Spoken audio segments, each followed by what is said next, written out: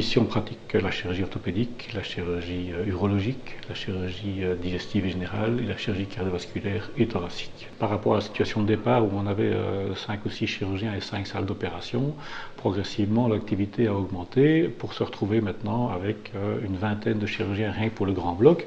Le bloc en lui-même s'est agrandi d'une salle d'opération classique et de 4 salles d'hospice jour progressivement pour y délocaliser une partie de l'activité, mais malgré ça, il se fait que grâce à notre activité, on se retrouve fréquemment avec 5 salles d'opération du grand bloc qui fonctionnent après 18 heures, donc ça ne devenait plus possible d'opérer dans des conditions pareilles. Et un des motifs aussi de cette nouvelle salle était l'amélioration des qualités de travail.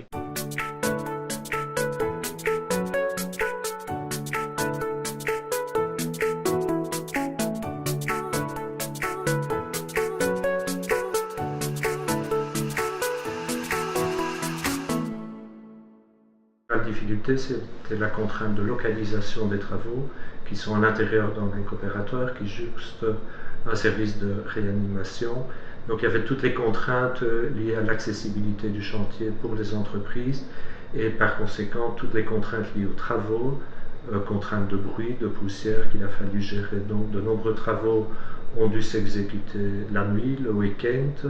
Les entreprises ont réussi à exécuter ces travaux dans un délai de 2 mois, ce qui est un délai assez court et dont nous sommes assez fiers. On était tenu par une date de mise à disposition, on l'a respectée.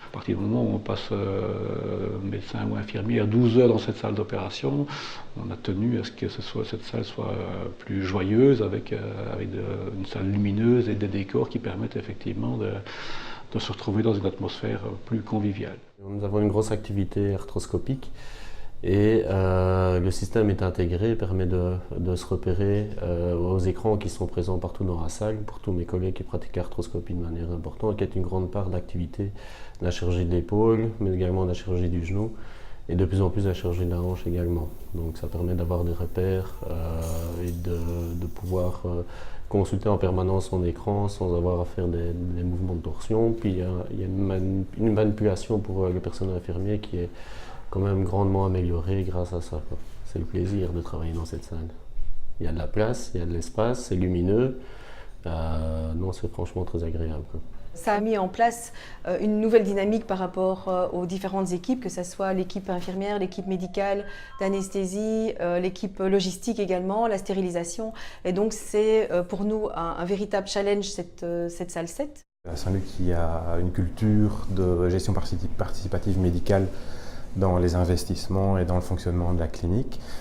Et non seulement cette culture se pérennise de génération en génération, mais c'était un outil qui était indispensable pour continuer l'activité telle qu'elle est actuellement et telle qu'elle s'est développée au cours de ces dernières années à Saint-Luc. Il était important que cette salle soit quelque part l'ambassadrice du nouveau quartier opératoire, et non seulement qu'elle soit multimodale, mais qu'elle soit aussi à la pointe de la technologie.